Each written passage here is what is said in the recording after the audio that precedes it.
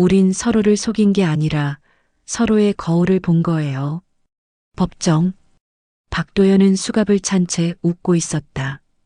옆엔 똑같이 수갑 찬 윤세라.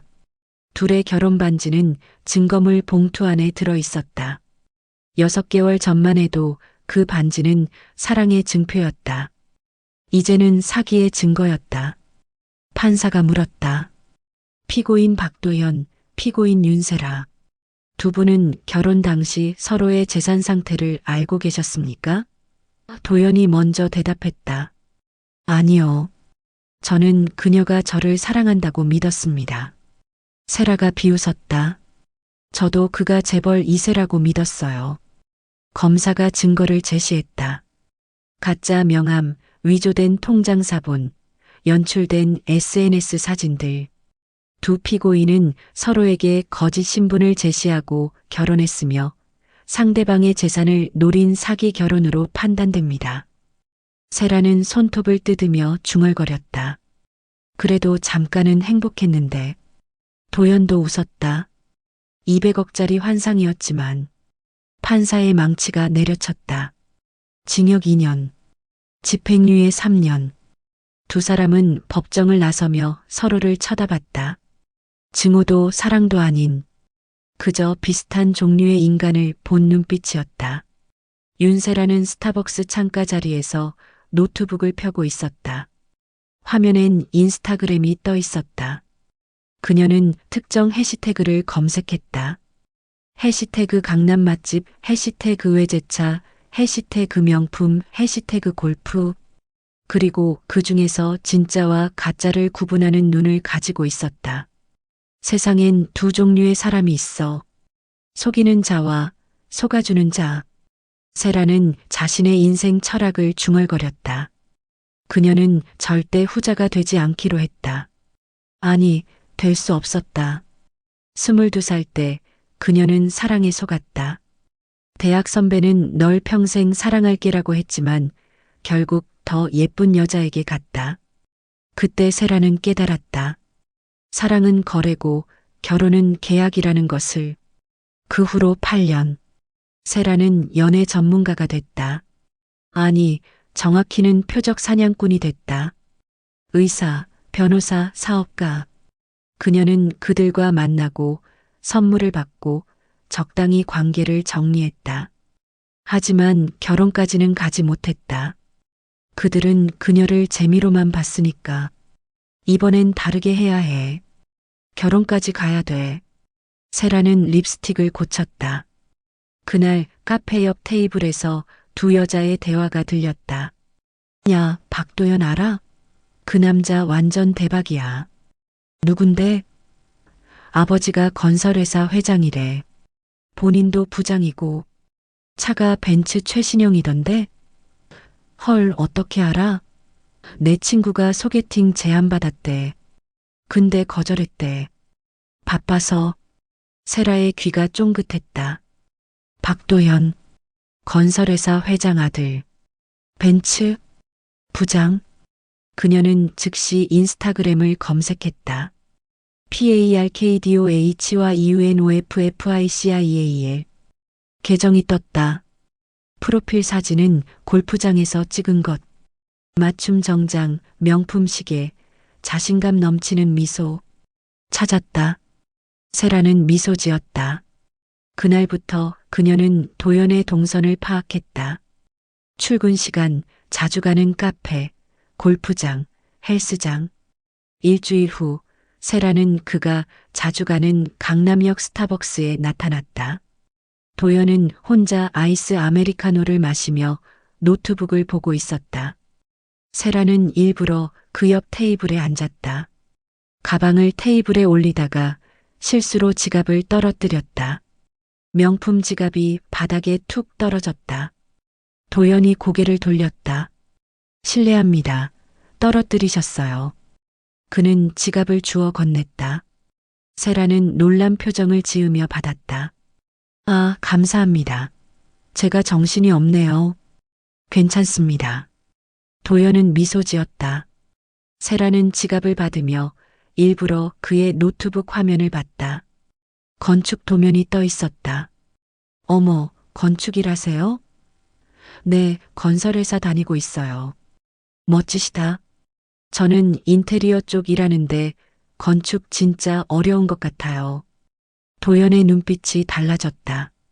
관심. 인테리어요? 어떤 쪽이세요? 주거 공간이요.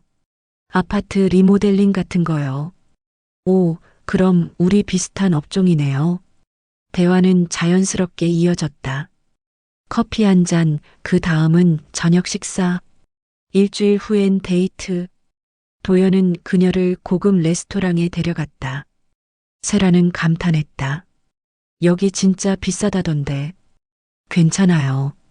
이 정도는. 도연은 여유롭게 웃었다. 세라는 속으로 계산했다. 완벽해. 이 남자가 내 마지막 사냥감이야. 하지만 그녀는 몰랐다. 도연도 똑같은 생각을 하고 있다는 것을. 도연은 차에서 세라를 내려주며 말했다. 다음에 또 봐요. 오늘 정말 즐거웠어요. 저도요. 세라는 달콤하게 웃었다. 차가 떠난 후 그녀는 핸드폰을 꺼냈다. 도연의 차 번호를 메모했다. 벤츠 E클래스.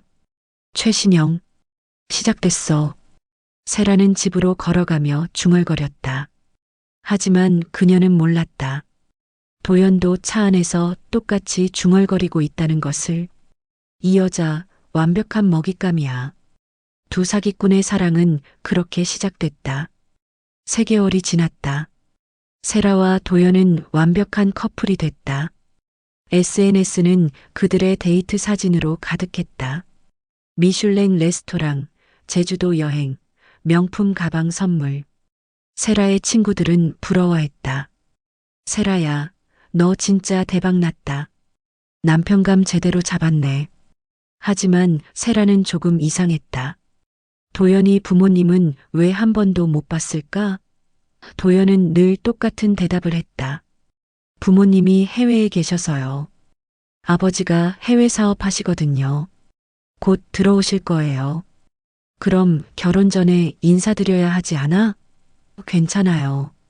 부모님도 우리 결혼 찬성하세요. 나중에 한국 오시면 뵙죠. 세라는 불안했지만 그의 말을 믿기로 했다. 아니, 믿고 싶었다. 도연은 청첩장을 돌리며 말했다. 결혼식은 작게 할게요. 친한 사람들만. 왜요? 크게 하면 좋잖아요. 아니, 그냥 조용히 하고 싶어서. 사실 이유는 달랐다. 도연은 하객을 많이 부를 수 없었다. 그의 재벌 아들 설정을 아는 사람이 거의 없었으니까. 결혼식 날, 세라는 웨딩드레스를 입고 거울을 봤다. 드디어 나도 상류층이야. 그녀는 웃었다. 도연도 턱시도를 입고 거울을 봤다. 완벽해.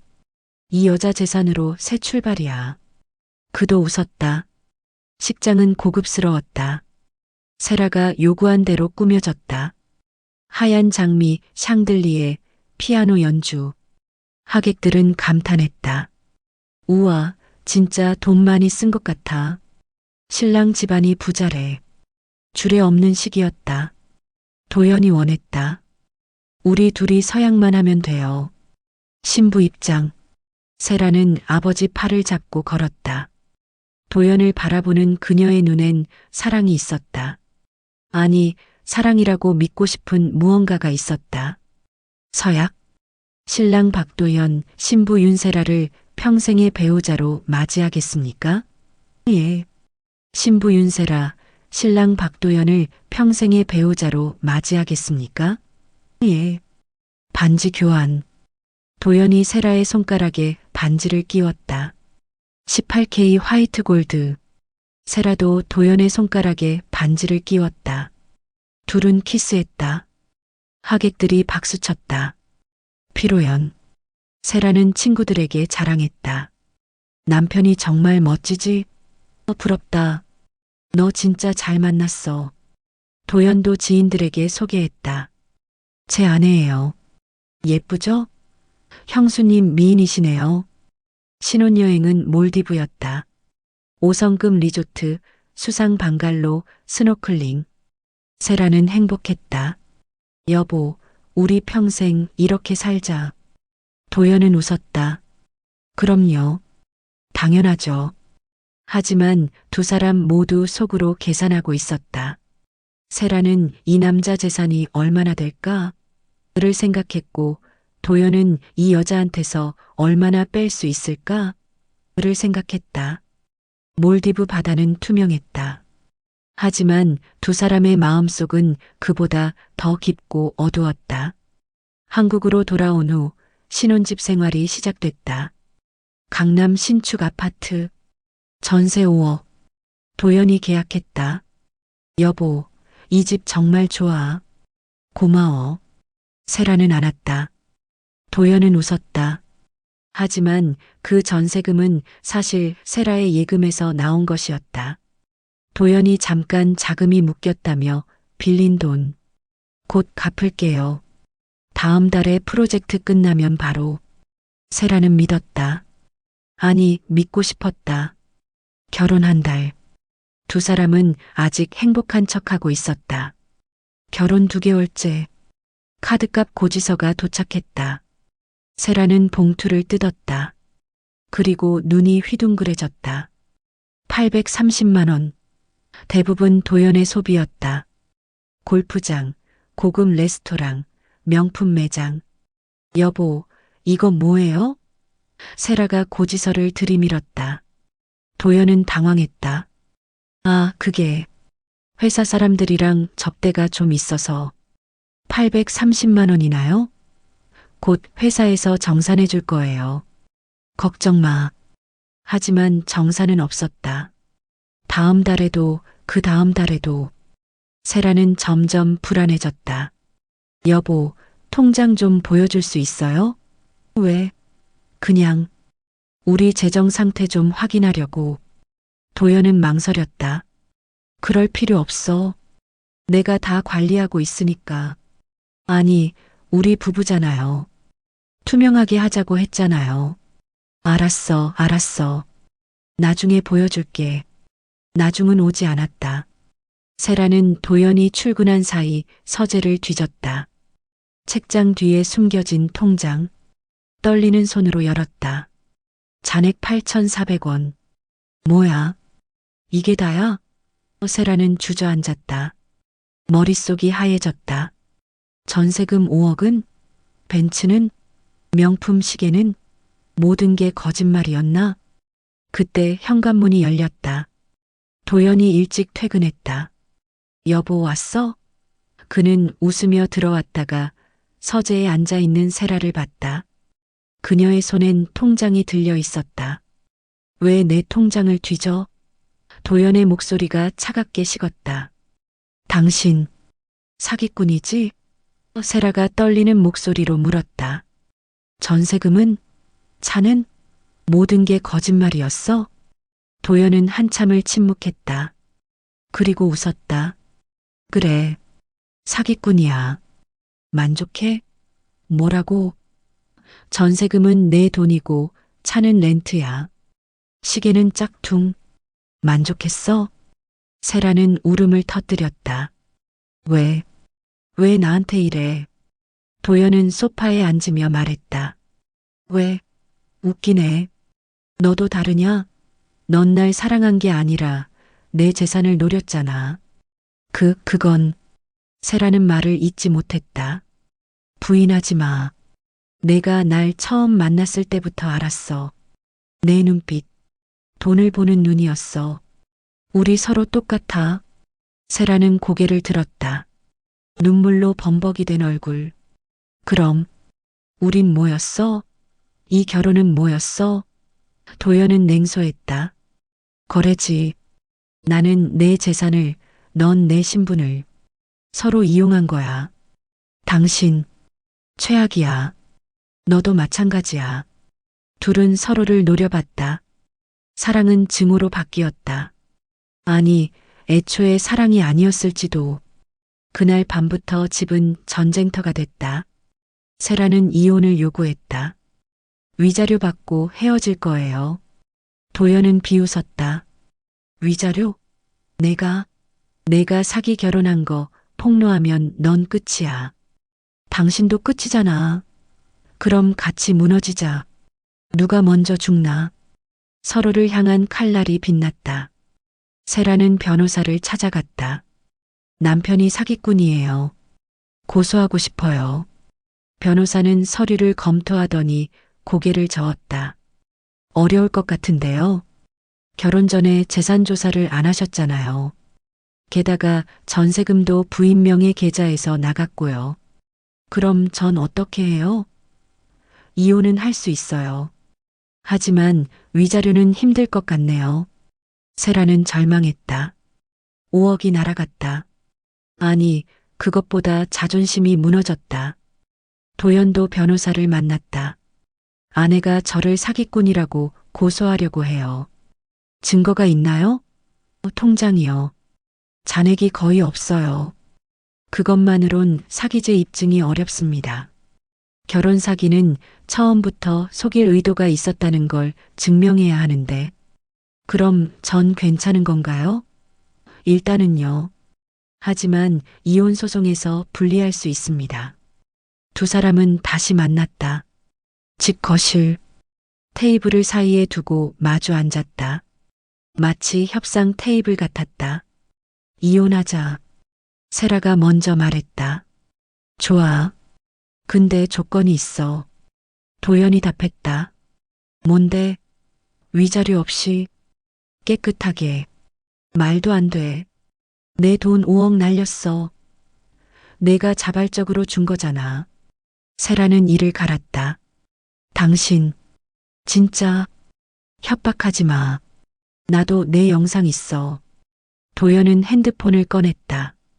화면엔 세라가 친구와 통화하는 영상이 있었다.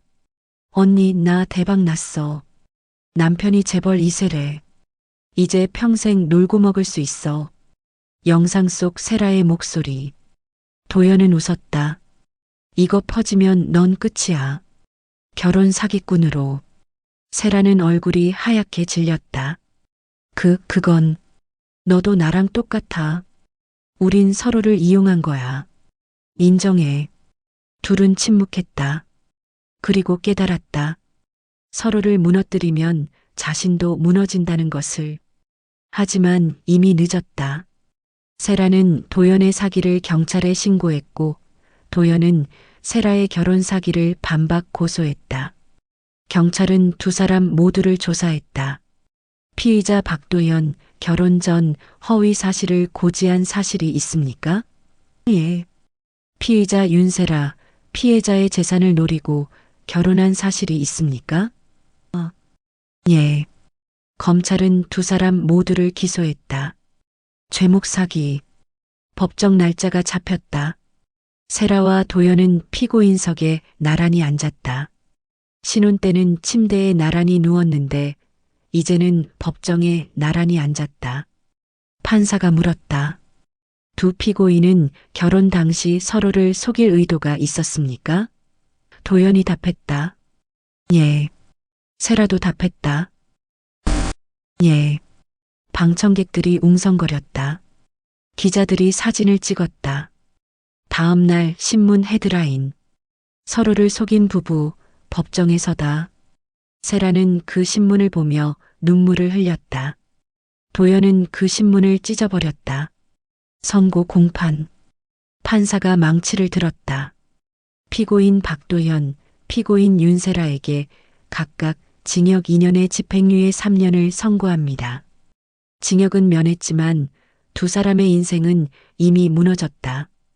회사에서 해고됐고 친구들은 등을 돌렸고 SNS는 폭파됐다. 법정을 나서며 도연이 말했다. 우린 서로를 속인 게 아니라 서로의 거울을 본 거예요. 세라는 그를 쳐다봤다. 무슨 소리야? 우린 둘 다 사기꾼이었어. 나는 내 돈을, 넌 내 신분을. 서로 똑같은 인간이었던 거지. 세라는 쓴웃음을 지었다. 그래, 당신은 가짜 부자였고 난 가짜 사랑이었지.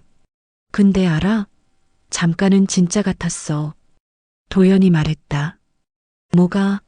우리 행복했잖아. 몰디브에서 신혼집에서. 세라는 고개를 끄덕였다. 그래. 200억짜리 환상이었지만 둘은 웃었다. 슬픈 웃음이었다. 그럼 이제 어떻게 할 거야? 도연이 물었다. 모르겠어. 다시 시작해야겠지. 당신은? 나도. 어디 가서 다시 속일까? 세라는 고개를 저었다. 나도 그럴 거야. 근데 이번엔 더 큰 놈으로 잡을 거야. 도연은 웃었다. 너 정말 못 말려.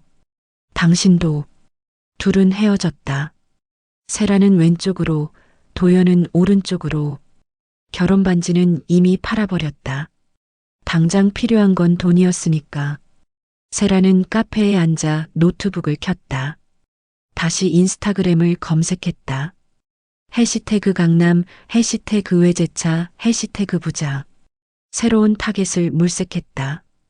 이번엔 진짜 확인하고 가야지. 도연도 핸드폰을 켰다. 데이팅 앱을 열었다. 프로필을 수정했다. 대기업 임원, 해외 사업 중. 거짓말이었지만 그는 멈추지 않았다. 두 사람은 다시 사냥을 시작했다. 서로를 속인 사기꾼들은 이제 새로운 먹잇감을 찾아 나섰다. 결국 세상엔 두 종류의 사람이 있다. 속이는 자와 속아주는 자. 세라와 도연은 절대 후자가 되지 않을 것이다. 그들의 이야기는 끝났지만 새로운 사기는 이제 시작이었다.